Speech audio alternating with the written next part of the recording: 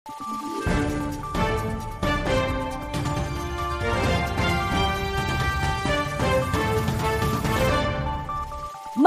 araw, Pilipinas! Ito ang Valiente News hatid sa inyo ng Office of the Vice President. Iba't ibang uri ng kagamitan ang ibinebenta ngayon ng isa sa mga benepisyaryo ng Magnegosyo Taday mula sa Rizal. Kumustahin natin ang takbo ng kanyang negosyo sa ulat ni Brian Latasa. Kaya maraming salamat po kay Vice Sara Duterte. Kahit paano, hindi talaga niya kami kinalimutan ng mga ganitong maninindang mga Muslim.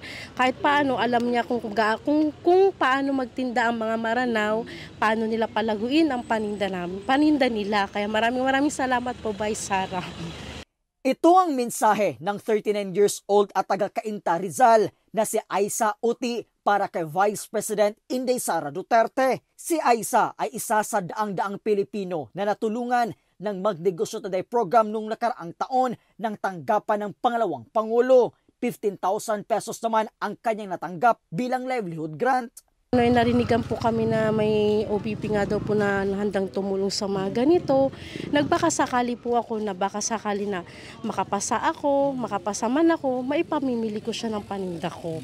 Kaya sinikap ko po talaga kahit anong pagod, kahit anong sinacrifice ko po talaga para makapasa po ako dito sa OBP. Alhamdulillah nakapasa ka po. Opo, alhamdulillah nga po nakapasa po ko. Kaya laking pasalamat ko po sa inyo. Kung hindi po sa inyo, wala po kung ipamimili sa paninda ko. Kaya maraming salamat po sa OBP. Sa ngayon mas dumami na ang mga paninda ni Aisa. Kabilang sa kanyang mga produkto ang iba't ibang kagamitan sa bahay tulad ng martilyo, lagari at marami pang iba. Bali nabigyan po yata kami mga October po. Tapos po yun nung October po, nung binigay po sa amin yung pera, pinamili na po namin siya ng tools. Dagdag puhunan po sa maliit na negosyo. Tapos hanggang sa ngayon po, kahit paano po napalago ko po siya. Tapos pag nakakakumikita ako, pinamimili ko po kagad sa kaya po, tapos pag yung iba naman, sinesavings ko para pag in case na mangailangan ako, meron akong mailalabas. Para kay Aisa, malaking tulong sa katulad niya ang MTD program ng Office of the Vice President.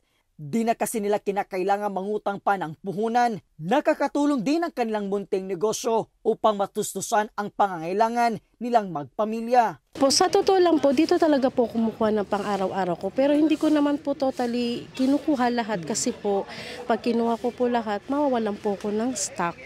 Yung ginansya lang? Opo, bali ang ginagawa ko lang po, hinahati ko lang po yung pangkain namin, saka yung ipamimili ko. Sa totoo lang po, ang OBP po, laking tulong po talaga sa mga ganitong mga maliliitang puhunan kasi po nakakatulong sa pamilya nila, paano nila mapalago, paano makapag-savings, paano mapalaki ang paninda, yun po ang naitutulong ng OBP. Kaya kailangan, pag tinulungan ka ng OBP, kailangan pangalagaan mo siya ng mabuti at huwag hayaan na maubos ang puhunan.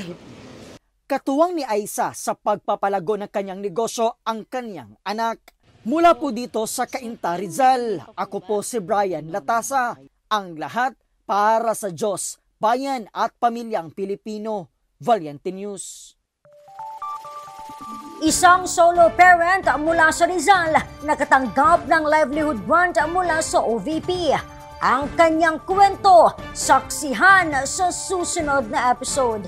Ako si Claudette Loreto para sa makabuluhan, naninindigan at matapang na mga ulat at impormasyon. Maraming salamat.